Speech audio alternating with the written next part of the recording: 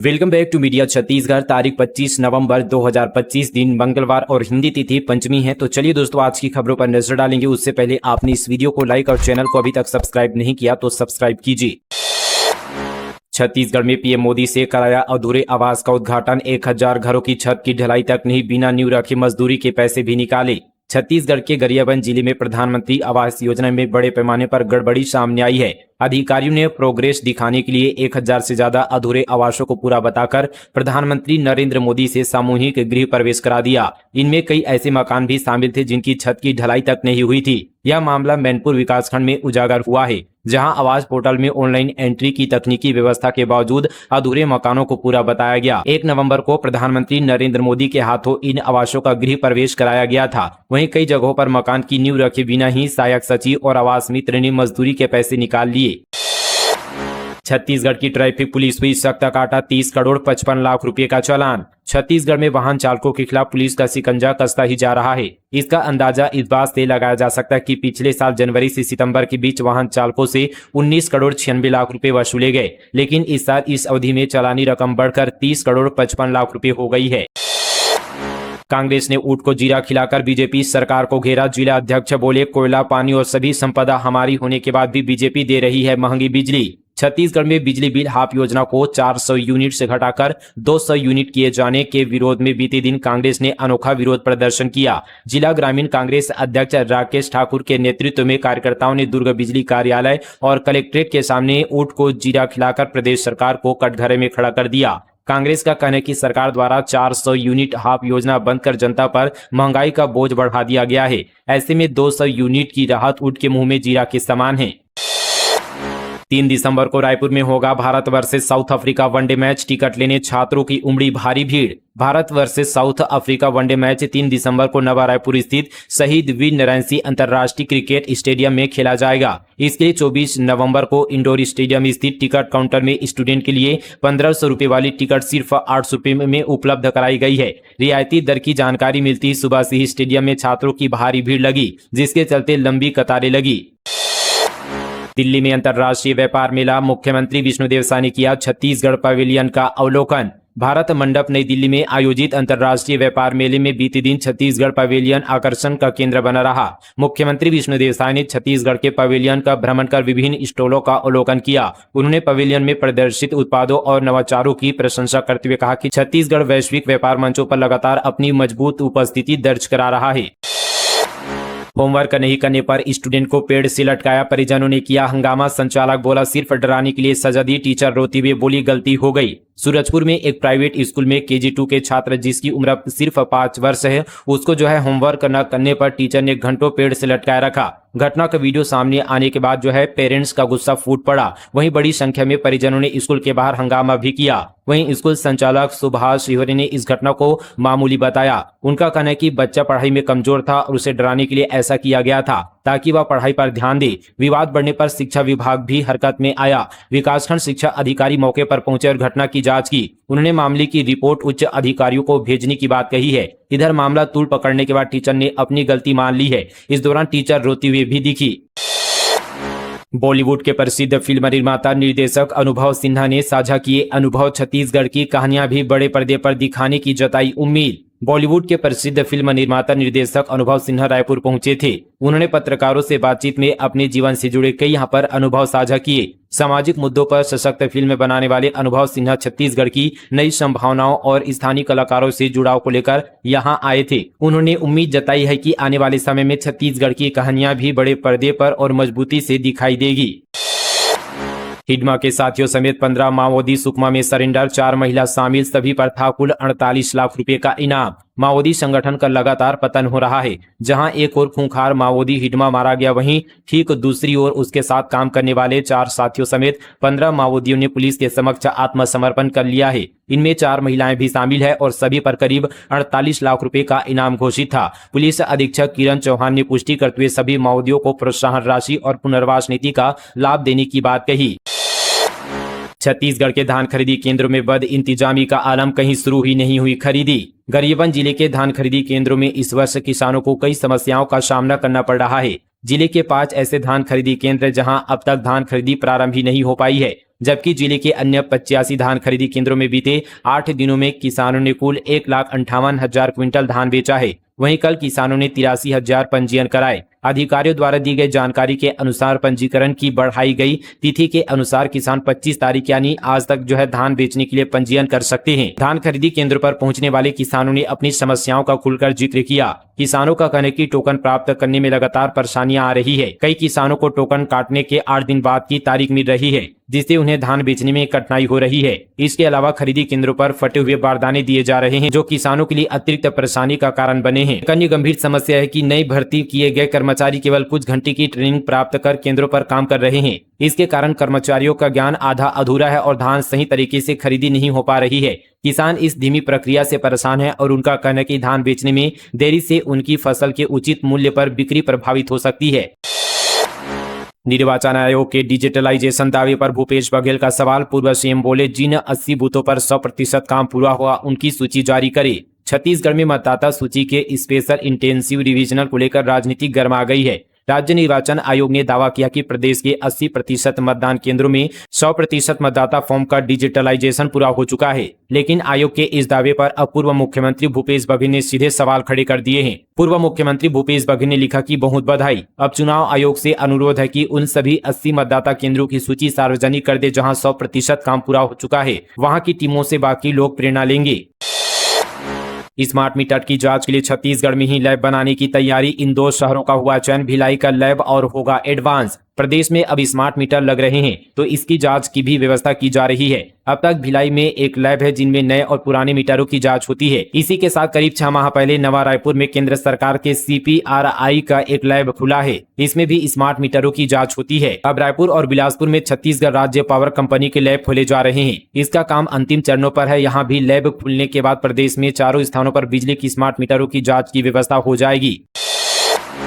शाहजपुर लोहारा के 9 स्कूलों में स्मार्ट क्लास की शुरुआत। उप मुख्यमंत्री शर्मा बोले, स्मार्ट क्लास से कठिन विषय भी होंगे रोचक। कबीरधाम जिले के स्कूलों में डिजिटलीकरण की दिशा में एक कदम और आगे बढ़ाते हुए प्रदेश के उप मुख्यमंत्री एवं कवर्धा विधायक विजय शर्मा ने बीते दिन ग्राम सिलहाटी के उच्चतर माध्यमिक शाला से शाहजपुर लोहारा विकासखंड के अंतर्गत संचालित 9 शासकीय स्कूलों में स्मार्ट क्लास सुविधा का शुभारंभ किया।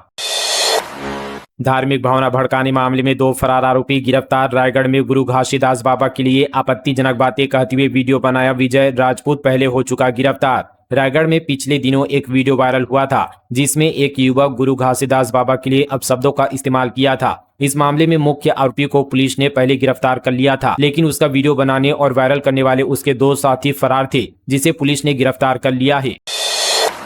मक्का का समर्थन मूल्य पर बस्तर में उबाल। 2 दिसंबर को कलेक्टर कार्यालय का घेराव करेंगे किसान। बस्तर जिले के किसानों में मक्का के समर्थन मूल्य को लेकर गहरा असंतोष उभर आया है। किसानों ने साफ कहा है कि अब वे अपनी मेहनत की फसल का उचित मूल्य पाने के लिए निर्णायक संघर्ष करेंगे। इंद्रवती बचाव संघर्ष समिति के नेतृत्व में किसानों का प्रतिनिधिमंडल कलेक्टर कार्यालय पहुंचा और प्रधानमंत्री, मुख्यमंत्री, कृषि मंत्रियों के नाम संयुक्त ज्ञापन कलेक्टर हीरा गवर्नर को सौंपा। किसानों का कहना है कि MSP घोषित होने के बावजूद जिले में मक्के की खरीदी 1500 से 1600 रुपए प्रति क्विंटल के बीच हो रही है, जबकि केंद्र सरकार ने खरीफ विपणन सत्र 2025-26 के लिए मक्का का समर्थन मूल्य 2400 रुपए प्रति क्विंटल तय किया है। इस कारण किसानों को प्रति क्विंटल 800 से 900 रुपए का भारी आर्थिक नुकसान झेलना पड़ रहा है। ज्ञापन देने के बाद भी प्रशासन की ओर से ठोस कार्रवाई नहीं होने पर किसानों में नाराजगी और बढ़ गई है।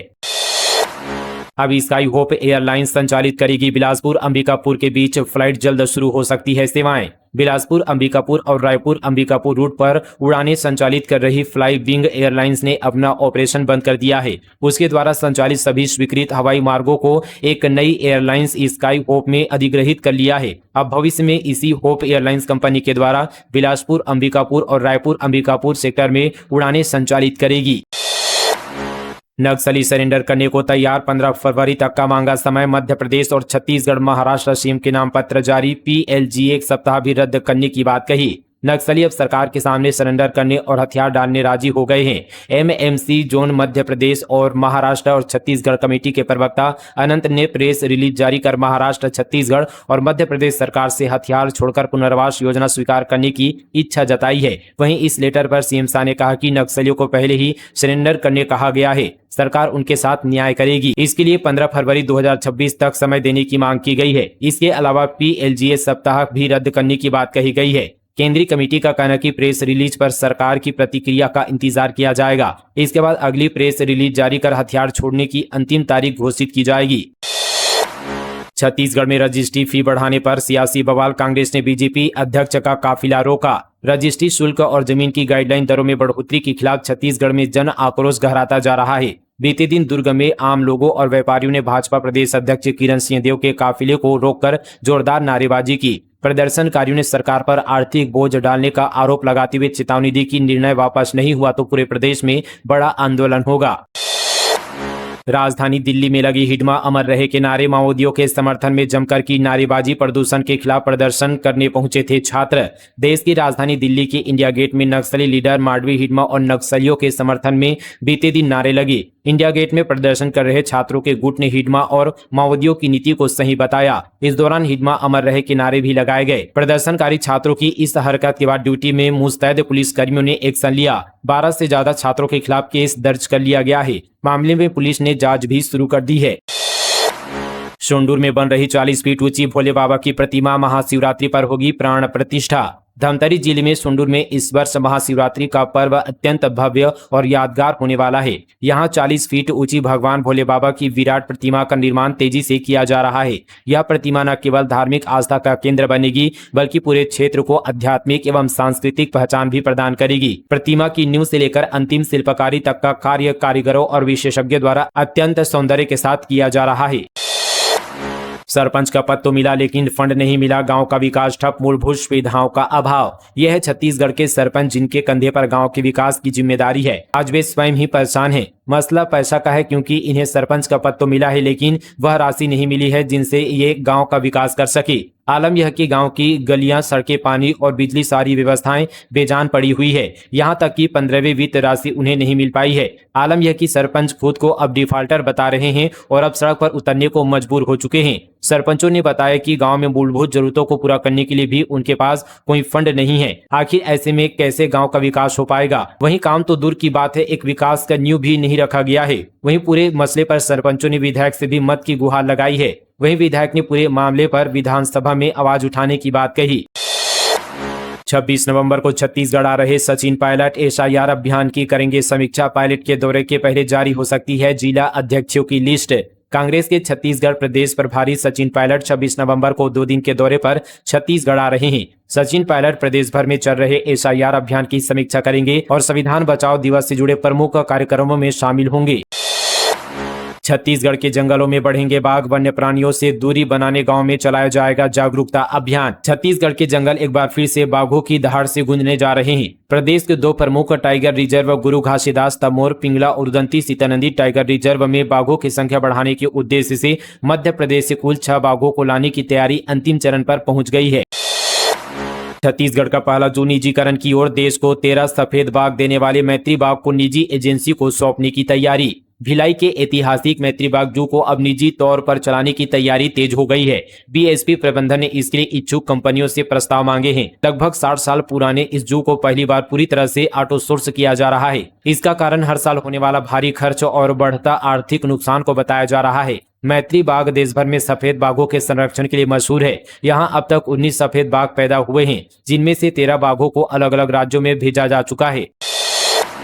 5 लाख कैश और कार की मांग, विवाहिता ने पति और ससुराल पक्ष पर लगाया प्रताड़ना का आरोप, जान से मारने की भी धमकी। जांजगीर चांपा जिले के पामगढ़ थाना क्षेत्र की एक विवाहिता ने अपने पति और ससुराल पक्ष पर गंभीर आरोप लगाए हैं। पीड़िता ने लिखित आवेदन देकर दहेज प्रताड़ना, मारपीट और मानसिक उत्पीड़न की शिकायत दर्ज कराई है। मिली जानकारी के अनुसार ढाबरडीह निवासी 21 वर्षीय निहारिका लहरे का विवाह 14 अप्रैल 2025 को नरियारा निवासी हर्ष टंडन से सामाजिक रीति रिवाज के साथ हुआ था। विवाह के कुछ समय बाद पीड़िता ने आरोप लगाया कि उसके पति, ससुर, सास और ननद और बुआ सास द्वारा लगातार दहेज की मांग की जाने लगी। पीड़िता के अनुसार उससे 5 लाख रुपए नगद और 4 पहिया वाहन लाने का दबाव बनाया जाता था। मांग पूरी नहीं होने पर कथित रूप से उसके साथ मारपीट की गई और मानसिक तथा शारीरिक रूप से प्रताड़ित किया गया।